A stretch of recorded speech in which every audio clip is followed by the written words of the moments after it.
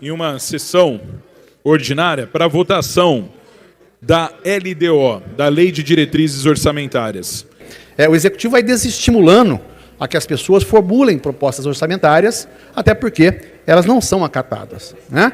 Então, os colegas vereadores vão se desestimulando e estimulando a que a gente faça um debate com a sociedade de emendas impositivas, na LOA. E aí vem surra, né? Quer dizer, as pessoas falam que a Câmara quer executar o orçamento e não é nada disso.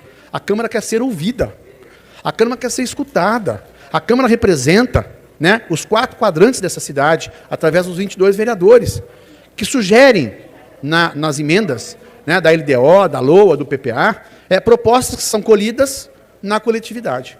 E, lamentavelmente, elas são, ou invariavelmente, elas são rejeitadas pelo Executivo. Acho que tem um problema que foi muito bem apontado pelo vereador Renato Zuccolotto, que é a falta de ouvidos que a Prefeitura tem com a sociedade, com a Câmara, a rejeição a uma alteração de ideias ou ao simples debate, diálogo.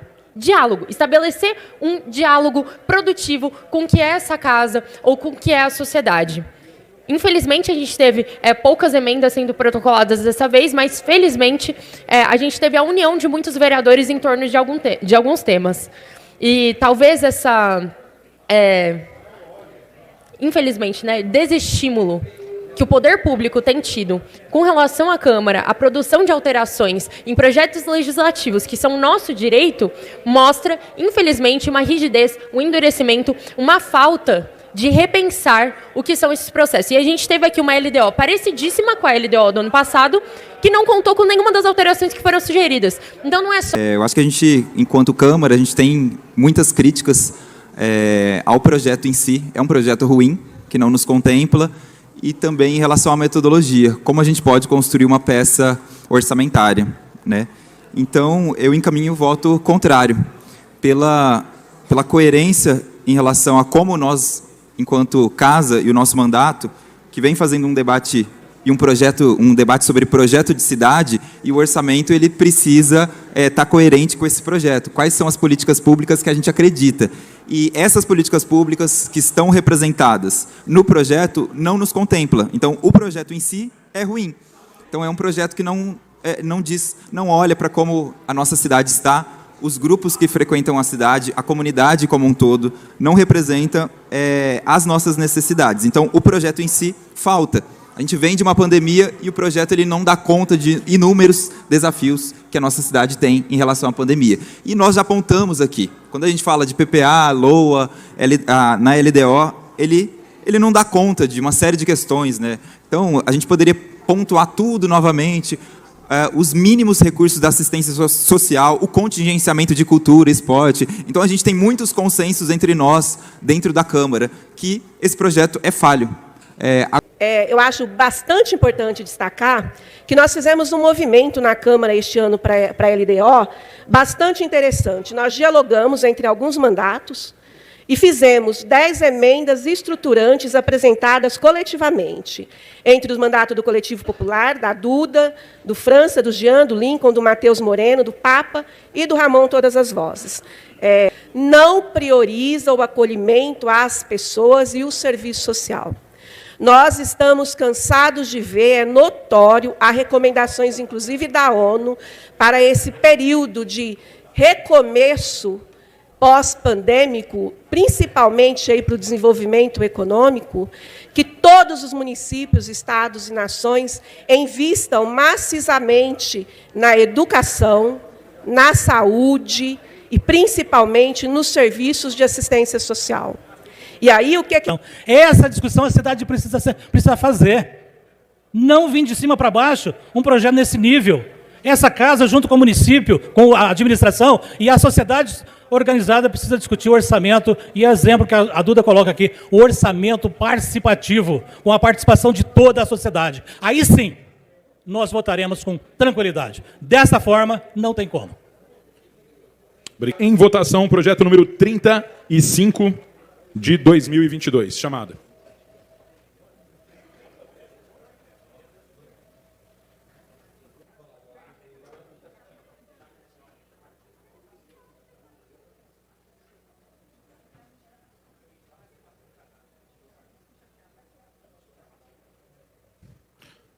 Aprovada em primeira discussão do requerimento número 5090 de 2022. Autor, vereador Marcos Papa.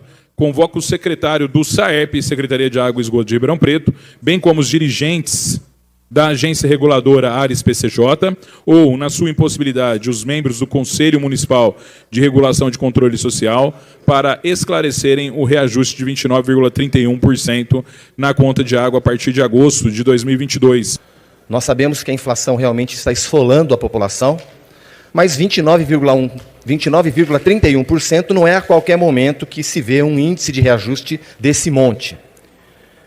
Então, nós convocamos o requerimento de minha autoria é para que o secretário, agora da Secretaria de Água e Esgoto, venha aqui na Câmara Municipal mostrar o porquê desse reajuste. Aqui trata-se apenas e tão somente de respeito a uma lei municipal que nós aprovamos nessa legislatura, a Lei 14.601 de 2021, que ordena.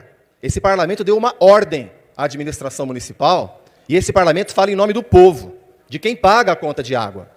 Essa Câmara deu uma ordem à administração municipal e aprovou uma lei que é sancionada e está vigindo. E o SAERP descumpre essa lei. Não está publicando o que deveria publicar. As razões pelas quais o aumento está sendo feito. E mais, a agência reguladora, quando você entra lá, nada contra as agências reguladoras, mas a hora que você entra lá, o que aparece é isso aqui. Quem quiser acessar agora o site, vai ver isso aqui, ó. A câmera tem como focar aqui? É aquela, qual que é? Aquela lá. Não aparece, não se vê nada. Quem quiser acessar agora, você que está em casa. Não havendo mais vereadores para encaminhar, a matéria está em votação chamada.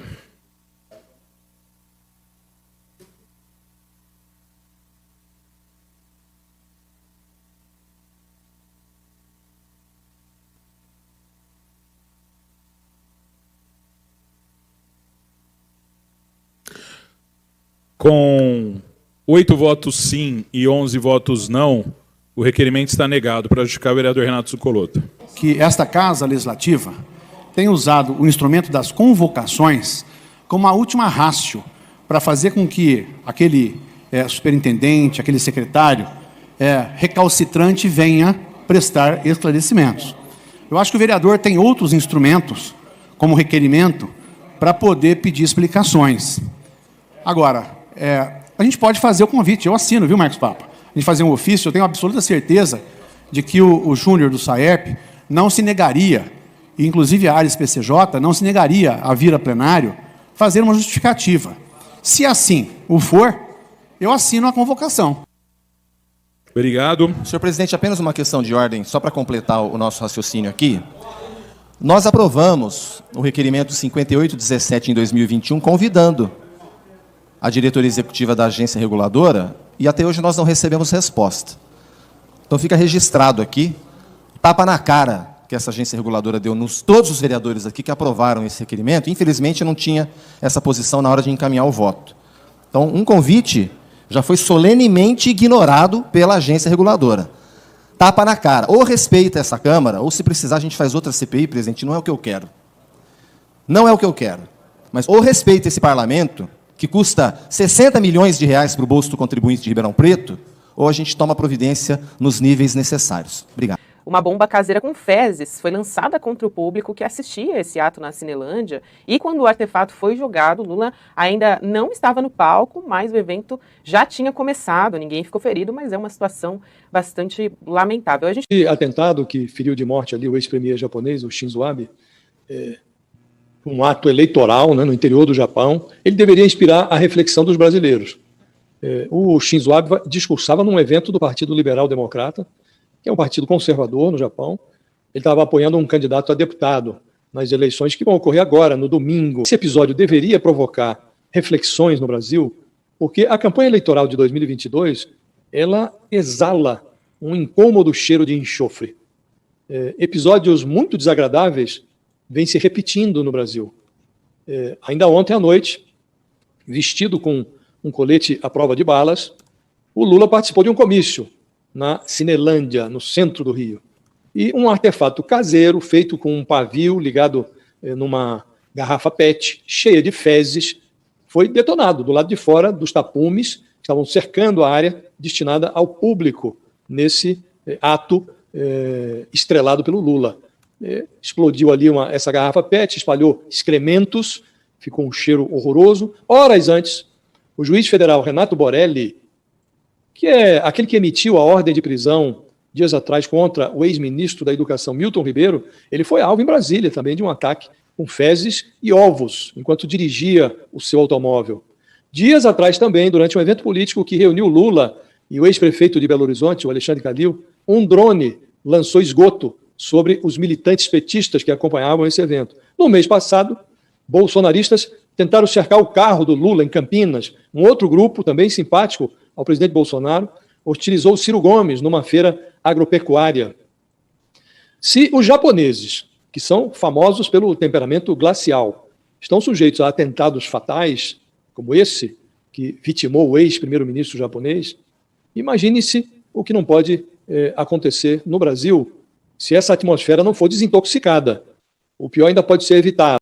Bolsonaro eu estava conversando com uma fonte hoje pela manhã, nas minhas apurações, estava dizendo que esse é o tipo de caso que em marketing político se chama de triangulação, né? Você se apropriar de uma bandeira do seu adversário para tentar, de alguma maneira, se beneficiar dela. E o Bolsonaro está fazendo isso, como bem explicou o Kennedy, né? Se apropriando dessa bandeira histórica da esquerda, do PT, né?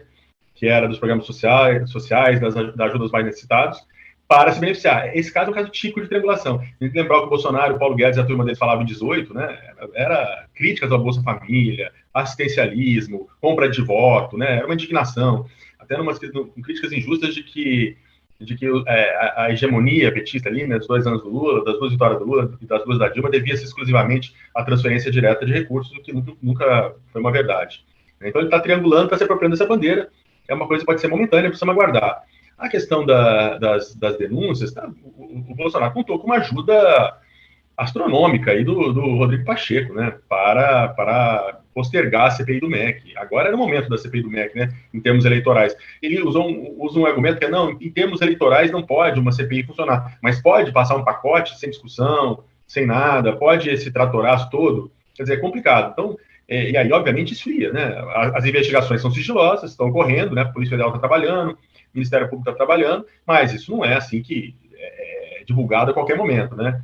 Então, ele tem um refresco. Eu não imagino que esse caso do MEC, nem o caso da Caixa, nem outras questões espinhosas para o Bolsonaro vão parar aqui, né? Devem continuar, e aí precisamos ver qual impacto terá. Tem um outro aspecto importante, só para concluir meu raciocínio aqui. A campanha do Lula, por hora, também não está optando em jogar luz para as contradições, para os erros, para os desmandos do Bolsonaro. Mas eu imagino que ela não vai ficar assim até o final da campanha, né? Em algum momento, até porque vamos ter programas de televisão, a atuação do Bolsonaro na pandemia, a atuação do Bolsonaro na economia e tudo mais, no desmatamento, vai ser lembrado, né? E a hora que lembrar, isso ainda está vivo na memória do eleitor.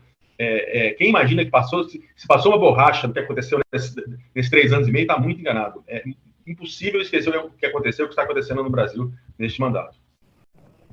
Acho que um pouco como o Bobig já falou no comentário anterior dele, ou seja, o PT e a oposição apoiam porque não querem cair numa armadilha eleitoral, recusar a oferta de mais recursos, de mais dinheiro para os mais pobres no momento de crise por uma questão de coerência. O PT sempre defendeu esses programas de transferência de renda, criou o Bolsa Família, brigou para o auxílio emergencial durante a pandemia ser de R$600, votar contra agora seria incoerente. E a base do governo está embalada numa tentativa de ver se o Bolsonaro, de alguma maneira, se recupera. Então, cada lado tem as suas razões ali.